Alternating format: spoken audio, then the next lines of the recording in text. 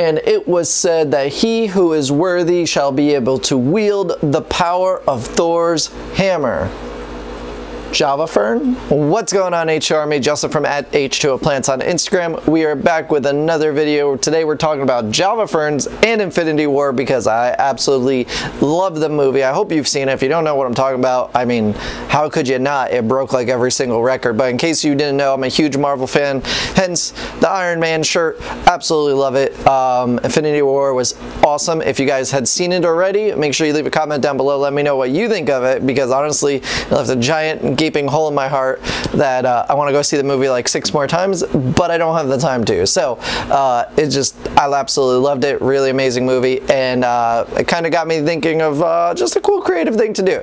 So if you're new here, make sure you've hit that subscribe button and the notification bell so you don't miss out on any future videos having a touch on plants, maybe talk some nerd stuff too in the future. I don't know, but let's talk Java Fern. Alrighty here. So here we have the 6 Infinity Ferns, as I like to call them, mainly because they're indestructible. Java Ferns are some of the hardiest species of plants you could ever get for your aquarium, so hence the name Infinity Ferns. That's what I'm calling them. Let's try and coin that term, but these guys are almost indestructible pretty much. They're pretty easy to keep. Very rarely do I see some people having trouble with them. Occasionally some people have issues, but I wanted to kind of touch on the 6 different kinds that I have here.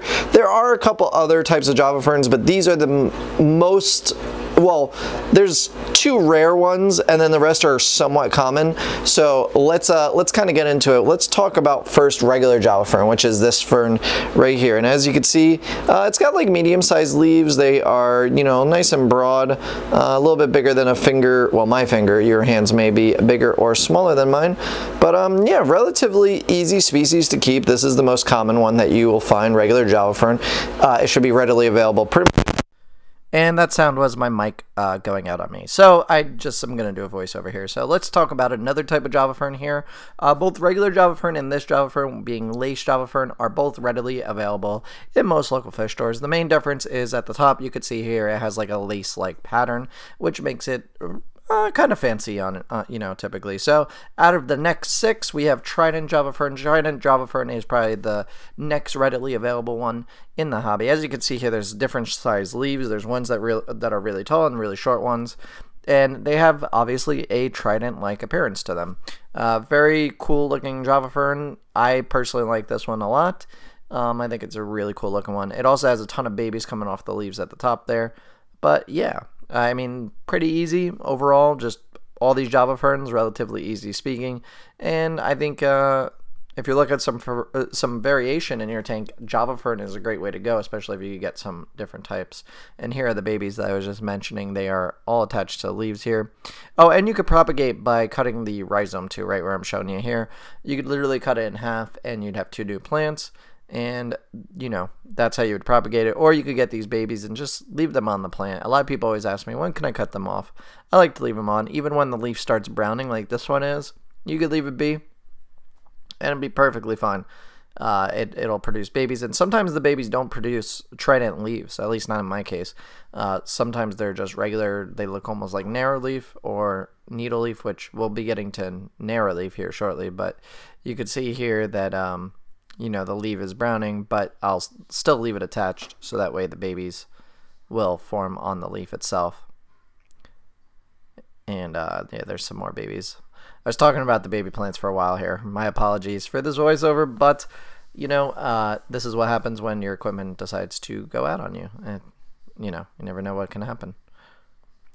So next off, after Java Fern, which is regular Java Fern. Oh, and you could see here, I was trying to show where the babies come out of. Usually there's little orange and black dots, but on that particular one, there wasn't showing any.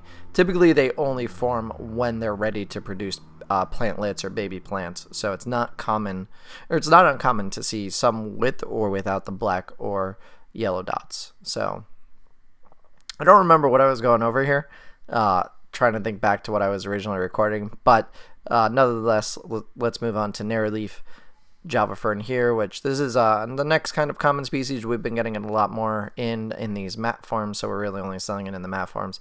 And you can see here, I'm trying to compare the leaf size The bigger Java Fern obviously is much wider than the narrow leaf, but you know, the narrow leaf is a lot taller typically. So both are really nice to have different kinds of leaf patterns and variations in different spots in your tanks. So it's really just going to come down to that and what you're looking for. This one is also producing babies off the top of the plant, which is very common. So like I leave these leaves on, they may look like they're not healthy. I mean, some of the really browning ones are you know, gone, they're melted, but I leave all leaves on Java Fern. I don't even cut them off because sometimes they produce new baby plants and you get more out of them. All right, so next let's move on to needle leaf Java Fern, and this is one of the newest ones that I got from somebody, and it's just a really tiny needle leaf like pattern to it. It's very small, and it's just a really cool pattern. I like it. I like how thin the leaves are compared to narrow leaf. It makes for an interesting plant. Right now I'm putting it in my 55 with this Thors hammer. Now, it's a funny name for a plant being named after a superhero's weapon, and I mean, it kind of resembles a hammer in a sense, but not really. I mean, it's kind of a stretch, but that is the common name for it, is Thors hammer. Now you'll see here it has almost like a trident like appearance, but the leaves are much different than the trident pattern. They are a bit more just almost in like a T shape, but you can see here there's only a 2 branch there, and they almost have the lace-like pattern from the Windelove, also, or the lace Java Fern, but it only grows into 2 separates, and you can see here I was trying to show the difference.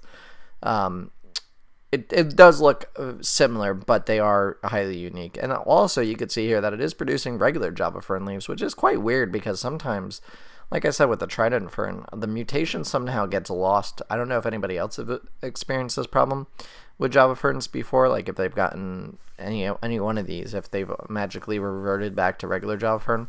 I don't know if it's like maybe the conditions or something like that, but they have all done this to me at one time or another. Some leaves come up and they look just like regular Java Fern, and some look like regular, or you know, some look like they're supposed to. So it's quite strange.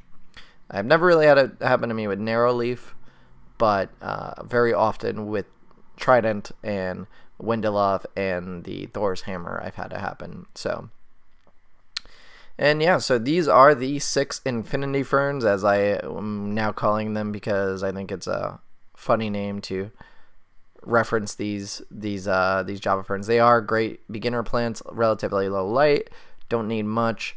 You can attach them to rocks, driftwood. You can plant them too, just don't bury the rhizomes, only bury the roots. The rhizome is the horizontal part that all the leaves come out of.